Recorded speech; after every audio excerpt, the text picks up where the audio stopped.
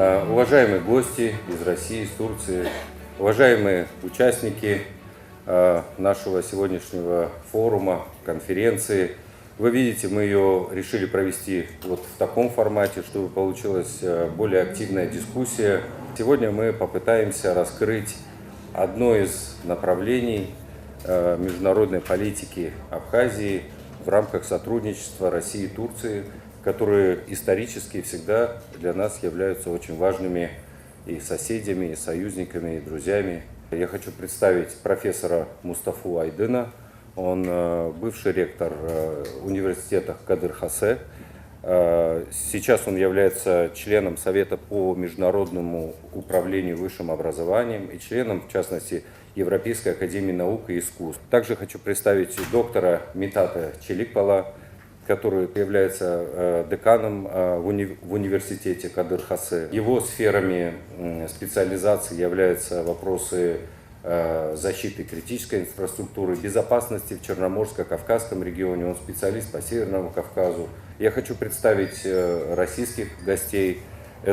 Тластнаков Аскер Асланович, он политолог, научный сотрудник Южного федерального университета. Я хочу представить Цыбенко Веронику Витальевну, которая является директором Центра междисциплинарных гуманитарных исследований Южного федерального университета. Она турколог, востоковед. И, естественно, я хочу представить профессора Сергея Шамба, бывшего министра иностранных дел, бывшего премьер-министра Республики Абхазия, сейчас лидера партии «Единая Абхазия». Также хочу представить Сунера Гогуа, который является президентом Международного фонда АПСНы, под эгидой которого и проводится сегодняшняя наша конференция.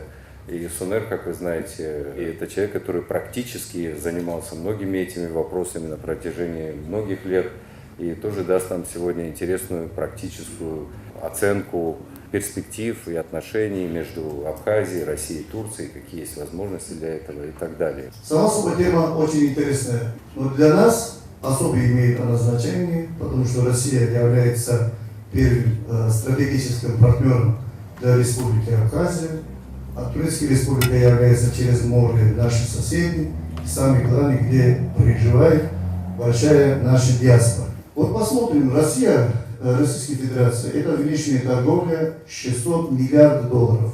Турецкая Республика 400 миллиардов долларов имеет внешнюю торговлю. Большие суммы, тем более для нас. Если сравнить 2017 год, 2018 год, внешняя торговля между Россией и Турцией увеличилась 16%. А в 2010 году первый раз был создан Совет сотрудничества высшего уровня Россия и Турция. Также был создан совместный инвестиционный фонд России и Турции. Сегодняшний день она имеет бюджет 1 миллиарда долларов. Также между этими странами не только экономика развивается. В этом году, 2019 год, объявлено годом взаимной культуры. Сегодня конкретно идет работа сбалансированной торговли с национальными валютами, имеется в виду турецкие лира и рубли. Покупка системы ПВО С-400 со стороны Турции. Также очень важный пункт строительства атомной электростанции Аккую. Также, уважаемые коллеги, очень важный фактор строительства газовой линии Турецкий поток. Последние 2 года 6 миллионов российских отдыхающих в Турцию. Если сказать по внешней политике, совместные усилия по решению вопроса Сирии, мы все вместе видим, что турецкие и российские стороны четко работают. Уважаемые друзья, почему я эти цифры и проекты вам назвал? Чтобы еще раз напомнить, что какой большой потенциал рядом нами. Мы, конечно же, заинтересованы, когда между двумя этими государствами налаживается и развивается как политически, так же экономические отношения. Все эти пункты, вот до этого, которые я вам показал, вам говорил, это доказывает чего? Доказывает того, что эти отношения долгосрочные, друзья. Такие договоры просто не подписываются. Это что означает для нас? Абхазская сторона. В первую очередь, мир и стабильность. И для нашего региона, и, конечно, экономическое развитие. А кто для нас лидером является, когда смотреть в Абхазии внешней торговли? В первую очередь это Российская Федерация, а в второй очередь это Турецкая Республика. По инвестициям, если посмотреть, кто занимает первое место? Это Российская Федерация, в вторую очередь Турецкая Республика. Тогда нам стоит ли подумать, маленькая Абхазия, что мы можем делать, как поддержать вот это развивающее отношение, и таким образом, чтобы это было интересно и выгодно для Республики Абхазия. Раз 2019 год объявили год культуры, тогда мы думаем, что можем поддержать процесс по линии культуры, через наших диаспор, через наших людей. Знаете, можно поддержать вопрос налаживания среднего бизнеса и народной дипломатии. Сами же турецкие и российские стороны говорят, да, между правительством у нас проблем нет, как никогда все налаживается, есть договор подписан и так далее. Но это большие, огромные проекты. А средний бизнес, вот предприниматели, которые должны наладить между собой торговлю, у них есть проблемы. Турецкие предприниматели очень заинтересованы отправить свои сырья в Абхазию, если мы им создадим здесь промышленную зону, обрабатывать дальше свои продукции здесь в Абхазии и беспошлино отправить в Российскую Федерацию. А для российской стороны интересно, да, во-первых, быстрее получается товар, если оно будет производиться в Абхазии, логистика. Таким образом, мы, я уверен, можем создать в Республике Абхазия для них какие-то льготы, чтобы хоть маленький час весь товарооборот мы не можем забрать, но какой-то процент отношения через Абхазию мы можем спустить. Вот в продолжение того, о чем говорил Сунер, я бы хотел спросить. Вот на фоне потепления и ускоренного такого диалога между Россией и Турцией, каковы перспективы для Абхазии в этом сотрудничестве? Российско-турецкие отношения действительно развиваются очень быстро последние две декады. И я уверен, что Абхазия сможет принять участие в этой развивающейся торговле. Я бы сказал, что существует такой постоянный дисбаланс в политических отношениях между двумя странами. Экономические и торговые отношения, они помогают двум странам, чтобы устанавливать более сильные отношения. И глобальные региональные процессы мешают сторонам, я имею в виду России и Турции, для того, чтобы развивать постоянные и общие перспективные отношения относительно региональных и глобальных вопросов. И это очень важно, потому что это влияет на турецко-абхазские отношения потом, и на турецко-кавказские отношения также. И если нет такой единой перспективы для разрешения всех этих региональных вопросов, становится очень трудно, например, для Абхазии развивать постоянные стабильные отношения в этом контексте. И исторически это факт. Обе стороны, Россия и Турция, исторически развился очень такое сильное такое историческое недоверие. Вы знаете, отношения зависят от лидеров в этом контексте, вот в этом именно вопросе. И вот это вот причина, почему, наверное, вот последние годы Эрдоган и Путин уже 13 раз вместе встречались. И оба они обсуждают все эти вопросы на президентском уровне. И это тоже создает такое ограничение для будущих российско-турецких отношений. Как найти путь для Абхазии вот в этих двусторонних отношениях между Россией и Турцией? Я также хочу сразу сказать вам, что турецкие приоритеты очень отличаются от абхазских ожиданий. Азербайджан – это приоритет для Турции. Не только для торговли, но и для энергетики. И так как это Тюркская республика и наследие турецкого мира. И сегодня Грузия является единственным для нас доступом в Азербайджан. Ну как вот так сблизить Россию и Турцию вместе в Абхазии? Это очень важный вопрос. И мы, я думаю, должны подумать и выработать какой-то список приоритетов для того, чтобы осуществить такое. Какие еще есть вызовы современные для того, чтобы Абхазия могла участвовать в этих двухсторонних процессах. Obviously, there are a number of different aspects in Turkish-Russian relations. Очевидно, что в российско-турецких отношениях есть много аспектов разных. It's not only economy. Economy is only one side. Это не просто экономика. Экономика – это одна сторона. There is a huge energy cooperation. Есть очень большое And it's энергетическое not only сотрудничество. natural gas, but it's also Это не только газ, nuclear energy. но и атомная энергетика. И есть человеческий фактор в этом тоже. И несколько тысяч россиян живут сегодня в Турции. Even И даже сегодня for mayor. на муниципальных выборах недавно у нас был кандидат из России. И даже у нас несколько русскоязычных газет, которые выпускаются в Турции. И радио Has become «Спутник» one of the most стал одним из самых более слушаемых радио. И в Турции есть разные группы и разные реакции в самой Турции относительно российско-турецких отношений. Есть группа, которую возглавляет президент Эрдоган, которая призывает к более активным и даже более тесным отношениям с Россией. Их аргументы обычно основываются на экономике и безопасности. Есть другая сильная группа, которая против этих отношений. И их аргументы обычно геополитические и исторические. Так как эти аргументы выходят из разных аспектов, очень трудно бывает действительно сблизить обе стороны. И есть третья группа, я думаю, что это большинство в Турции. Я бы назвал их осторожная группа. И их аргументы обычно исторические, экономические и политические. И вот эта группа, мне кажется, действительно может влиять на отношения между Россией и Турцией, потому что их восприятие этих отношений играет более важную роль. И часть этой группы недовольна то есть турецко-европейскими отношениями. Они видят Россию как альтернативу в этой связи, вот в этом вопросе. Конечно, эти отношения сегодня зависят от турецко-западных и российско-западных отношений. Это не самая лучшая основа для того, чтобы строить отношения. И некоторые эксперты называют российско-турецкие отношения как альянс исключенных.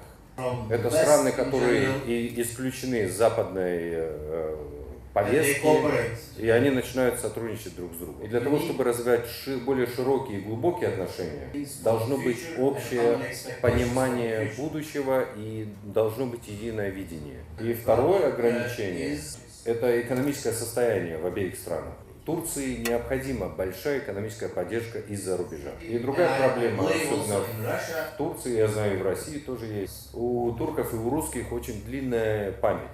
Обе стороны мы не так легко забываем и прощаем. Французы и немцы воевали с друг другом веками, но когда они решили сотрудничать друг с другом и смотреть в будущее, они стали осуществлять такие особенные проекты и программы. Например, в каждой немецкой школе они обучают детей французскому языку. И также во Франции. И очень большие деньги они вливают в обмен студентами. И это создает атмосферу, когда люди перестают говорить об истории и смотрят в будущее. Но если хотите улучшить отношения между Россией и Турцией, сделать их структурными, чтобы они в основу вошли, мы должны смотреть выше простых экономических и торговых отношений и осуществлять такого рода проекты. Например, в Сирии Россия и Турция очень тесно сотрудничают. Но все-таки турецкие и российские интересы в Сирии не совсем схожи. Мы сотрудничаем на разных уровнях, но в то же время мы соперничаем. Спасибо большое, очень интересно. Как вы смотрите на все эти процессы и каково понимание в научных кругах России на эти вопросы по поводу и исторической памяти, и будущего, и совместного видения? Если говорить именно о российско-турецких отношениях, то сейчас, совершенно верно отметили наши турецкие коллеги, происходят, с одной стороны, очень важные процессы. Политическое поле двух лидеров позволяет российско-турецким отношениям выйти на тот уровень, который еще, может быть, 10 лет назад нам было сложно представить, что такое возможно. Говоря об исторической памяти наших стран, наших российского, турецкого общества, мы забываем, что историческая память не всегда соответствует исторической действительности. Так вот, если говорить об исторической действительности, то, конечно, в истории российско-турецких отношений было очень много положительных моментов сотрудничества, в том числе военного. И в данном случае, говоря о том, что сотрудничество между Россией и Турцией развивается благодаря политической воле и каким-то экономическим инициативам, мы, конечно, должны признать, что с точки зрения гуманитарной, с точки зрения научной, это сотрудничество на крайне низком уровне. И это является действительно большой проблемой для наших стран и формирует целый ряд задач, которые необходимо решать. Это в первую очередь создание некой площадки, на которой и турецкая, и российская сторона могут вести открытый диалог по беспокоящим их вопросам. А Россия и Турция, и Абхазия являются соседями. И в приоритет наших задач, конечно же, должно входить развитие добрососедских отношений. Мы уже сейчас можем сказать, что тема репатриации является одной из ключевых в российско-турецких отношениях, конечно, не одной из ключевых, просто очень важной. Но именно в российско-турецких отношениях в перспективе Кавказа это самая ключевая тема. Во-первых, потому что у нас это часто недооценивают этот фактор, у нас общее население. Это то самое человеческое измерение, о котором говорили турецкие гости. Оно состоит в том, что у нас есть общие граждане. И эти общие граждане, их интересы, это интересы и России, и Турции, и одновременно российско-турецкого плодотворного сотрудничества. Есть ли преимущество? Вот, раскройте вот преимущество помимо экономики и бизнеса. Вот мы сегодня уже сначала так пошло, что да, есть и экономика, и торговля, это хорошо. Ну а еще какие есть преимущества для такого сотрудничества? Действительно, современное состояние российско-турецких отношений предполагает тому, что Абхазия является ключевым элементом, причем в взаимных отношениях. И в этой связи Абхазии, наверное, нужно проявлять инициативу, искать свое место в этих отношениях. И примеры того, когда Абхазия это делала и делала это успешно, существуют. Например, это 2016 год, апрель месяц, когда как раз находились в состоянии кризиса Россия и Турция, и Абхазия предоставила свою площадку для инициаторам экспертных, научных контактов, когда присутствовали представители абхазских, российские ученые. И тот опыт был одним из первых шагов к нормализации российско-турецких отношений. Мы прекрасно понимаем, что признание другим государством – это всегда стечение обстоятельств, в том числе международных. Это и отношения России и Соединенных Штатов, и ряд двусторонних отношений. Но тем не менее, этого недостаточно для того, чтобы одно государство признало другое. И хотелось бы, чтобы Абхазия, несмотря на то, что, например, признание Турецкой республикой Абхазии сегодня кажется невозможным в силу грузино-турецких отношений, тем не менее проводила такую работу для того, чтобы, когда эти обстоятельства изменятся, а международная жизнь она крайне изменчива, Абхазия при поддержке России, разумеется, смогла бы такой возможностью воспользоваться. Мы, как человек, который бывает в диаспоре и общается с представителями абхазскими, черкесскими общественными организациями, могу сказать, что они готовы к такому сотрудничеству и проявляют огромный интерес. Они следят за тем, что происходит и на Северном Кавказе, и в Абхазии, болеют всеми теми вещами, которые здесь происходят. И хотелось бы, чтобы это было сотрудничество, которое было наполнено конкретными проектами. Кроме того, как я как человек, который родился и вырос на Северном Кавказе, в Адыгее, могу сказать, что и черкесы, и другие народы Кавказа тоже с большим интересом следят за тем, что происходит в Абхазии. И хотели бы, чтобы это сотрудничество имело место.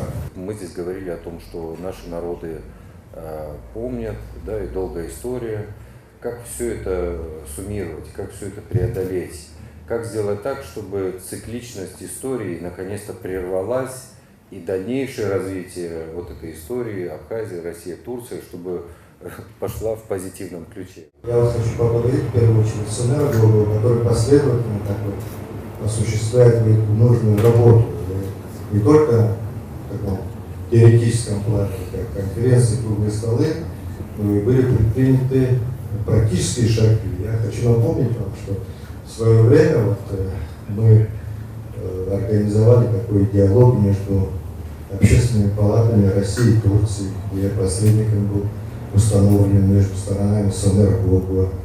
Нам удалось сделать такую важную встречу министра иностранных дел Российской Федерации Сергея Лаврова с нашей диаспорой в Стамбуле. Но на самом деле в геополитике есть такое понятие, как территория, как судьба. Я как-то помню, были представители Госдепартамента США в Абхазии. И вот мы ездили, они восхищаются нашей природой. И я говорю, да, говорю, это наше богатство. А один из них говорит, нет, это ваша проблема. На самом деле, это наша судьба, это география как судьба, она и много преимуществ нам дала. Потому что, находясь рядом с такими великими державами, мы, конечно, могли получить много полезного для своего развития, но и много трагических страниц. И две империи выясняли между собой отношения, а маленькие народы, в частности Кавказа, стали жертвами этой истории. Между Россией и Турцией было много таких печальных страниц, я думаю, даже больше таких страниц, больше там, дюжина войн, только больше всего войн Россия вела с Турцией. И, конечно, находясь между такими великими державами, таким маленьким народом, каким является абхазский народ, другие кавказские народы, нужно уметь правильно выбирать вектор. Сейчас вот мы видим такой сильный лидер, как Эрдоган. Во многом он отклоняется от курса Ататюрка, как я вижу.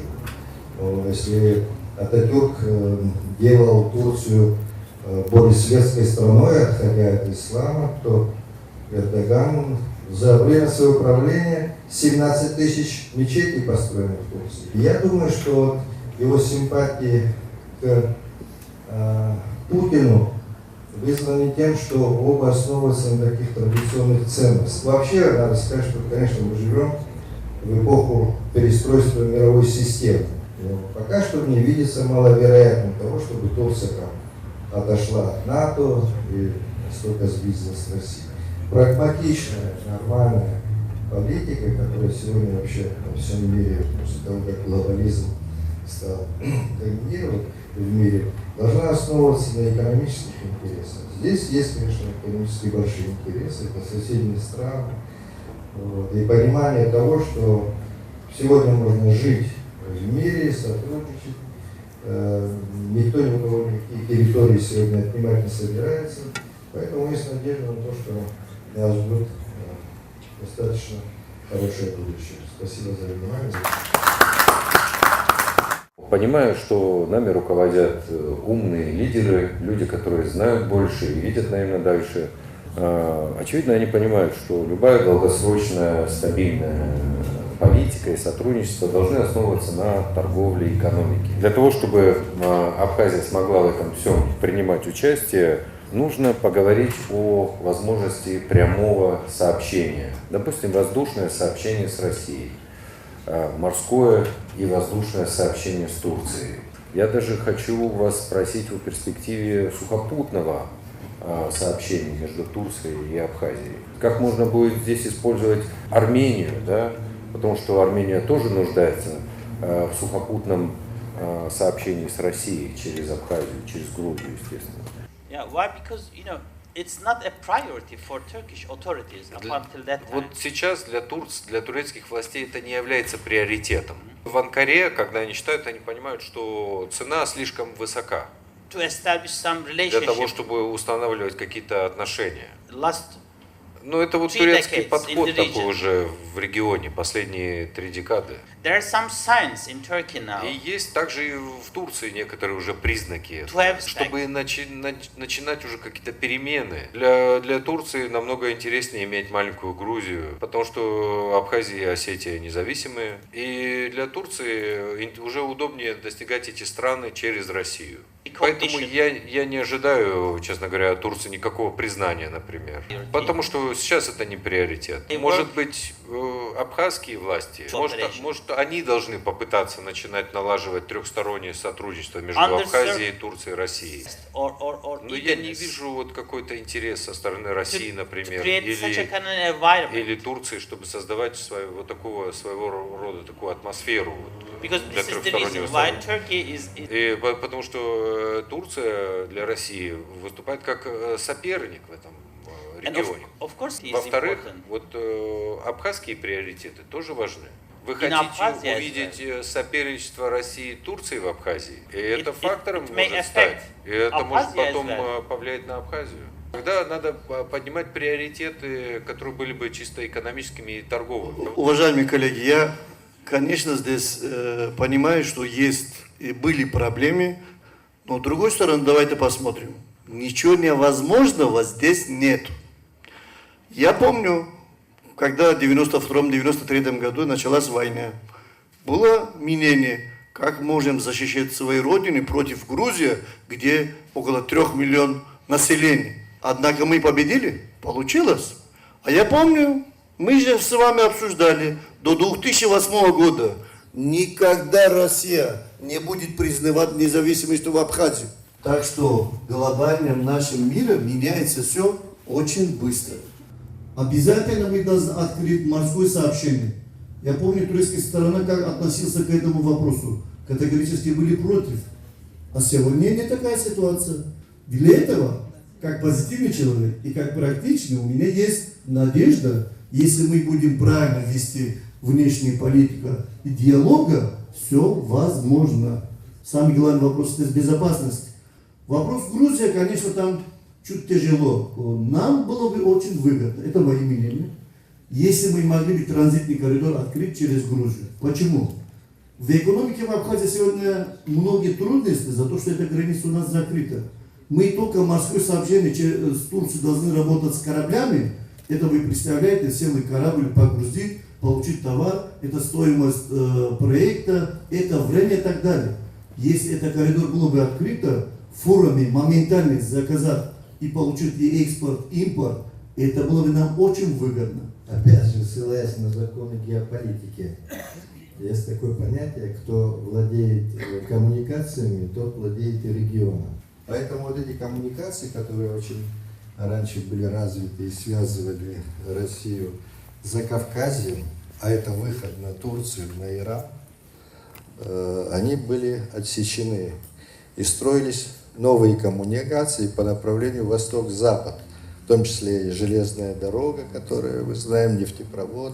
Сейчас ситуация стала меняться, и взаимоотношения России с Турцией тоже, значит, меняются, и если растет товарооборот. И здесь, мне кажется, единственным препятствием для такого коммуникативного сотрудничества является Грузия. Потому что Азербайджан будет прислушиваться к позиции Турции, естественно. Россия будет влиять здесь на Абхазию. А вот остается Грузия. Единственное, вот если как-то изменить позицию Грузии, то можно открыть эти коммуникации, и это даст выход, связь даст России с Кавказом, с Турцией. И Иран – это железная дорога и автомобильная дорога, которая может связывать эти страны и послужить развитию экономики.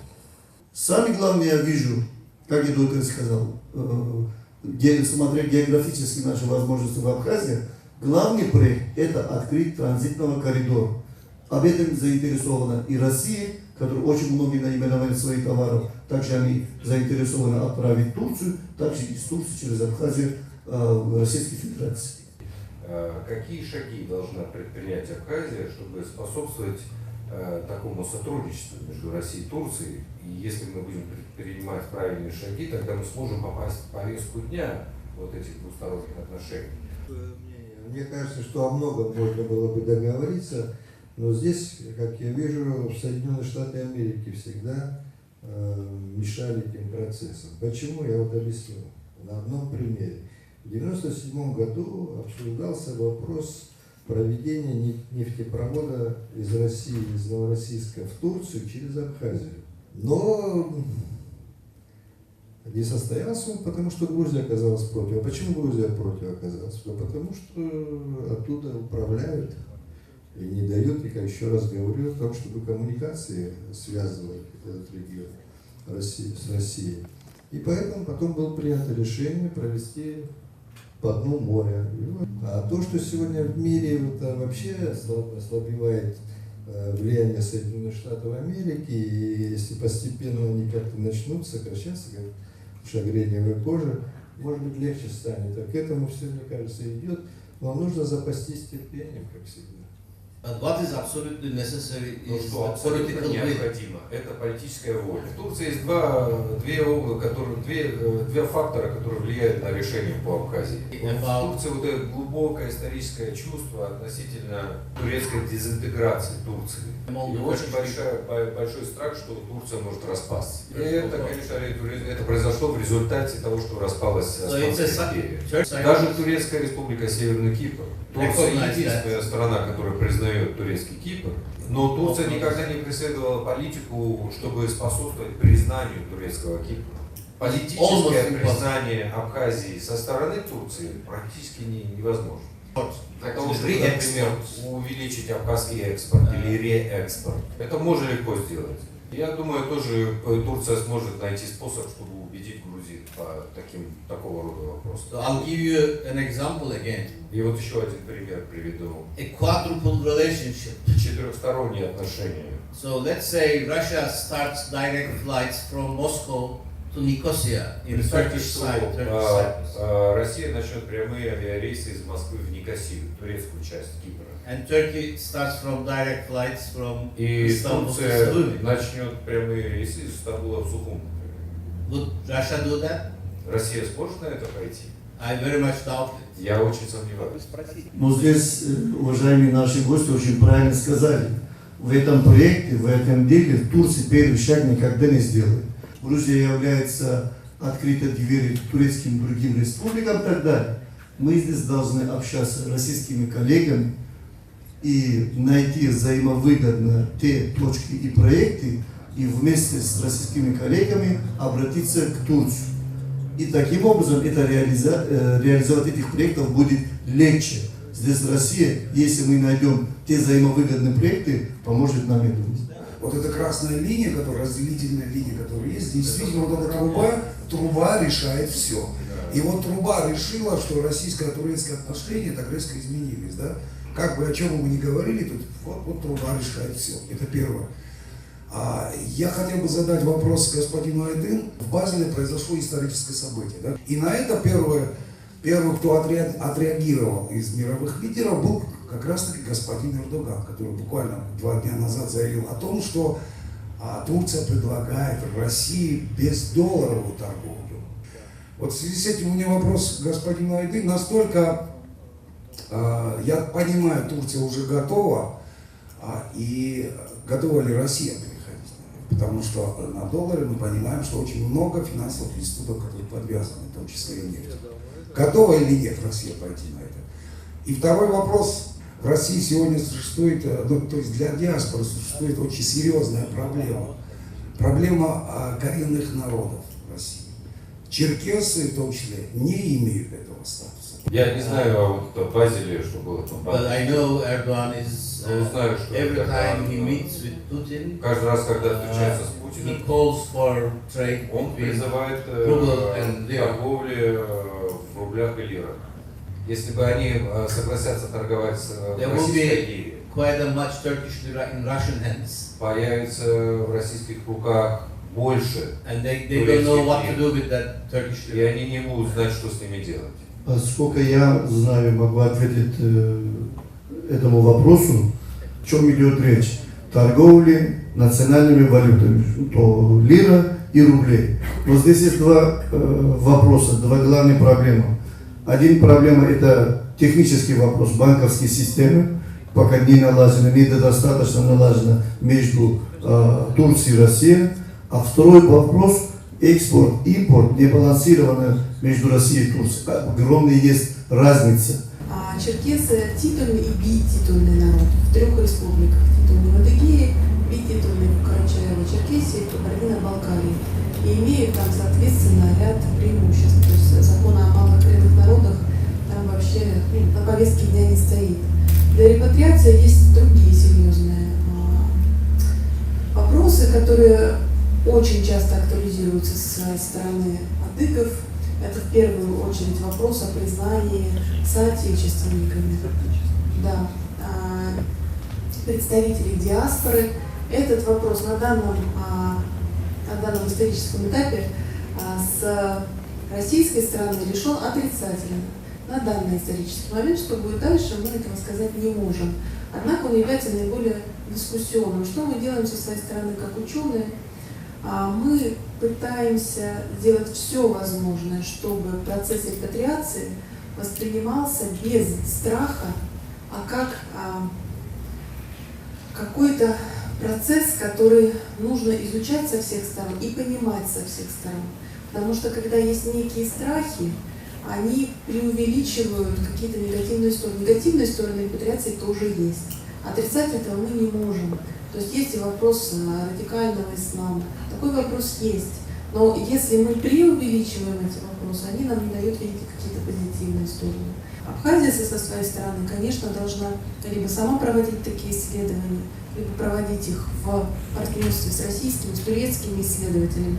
И тогда уже возможен какой-то толк из всех этих проектов, из всей политической даже воли, если она возникнет. Потому что часто все это уходит в песок именно из-за отсутствия в нужный момент четкого понимания, а что мы имеем, причем имеем со всех трех сторон. То есть к репатриации это тоже относится в первую очередь. Если мы не понимаем, что это, если мы не понимаем реальных перспектив, сколько людей хотят переехать, сколько людей готовы переехать, кто они, что они будут вкладывать в плане своего интеллектуального, физического труда в развитие страны. Если мы всего этого не понимаем, то кроме страхов, причем не только со стороны властей, о которых часто говорят, но даже и со стороны простого населения эти страхи есть. Потому что очень много возникает вопросов даже в сфере межкультурного общения. Но, уважаемые коллеги, страхи всегда есть. Они были и есть сегодня. А что дальше сделать? Их просто откладывать – это не решение вопроса. Или считать, что их нет – это не решение вопроса. Мы это видели. А да, есть разные страхи. Есть российская сторона, вопрос репатриации, скажем, юг России, Северный Кавказ, сколько людей приедут, каково отношение у них в России. Есть страхи, а в Абхазии здесь даже отношения между Россией и Абхазией до сих пор двойное гражданство, договор не подписано. Да, мы все хотим российское гражданство, а гражданам России абхазское гражданство. Есть некоторые страхи из-за демографической ситуации. Или есть другие страхи, даже отношения репатриантам в Абхазии. Вот обсуждаем вопрос, нужно ли урну открыть в Стамбуле или нет. Когда-нибудь судьба Абхазии может решать репатрианты. Очень страшно. Я это понимаю. Страхи есть. Но давайте реально создать площадку, как решить этих вопросов. Ну, я тоже в лагере оптимистов. Уважаемые эксперты, нам сегодня такой широкий спектр предоставили, такую площадку для размышления, да. И у меня была такая ассоциация, да, конечно, Абхазия маленький игрок на этом большом поле большой политики, но если вспомнить сказку о репке, то вы помните, что проблему репки решила маленькая мышка, махнув хвостиком.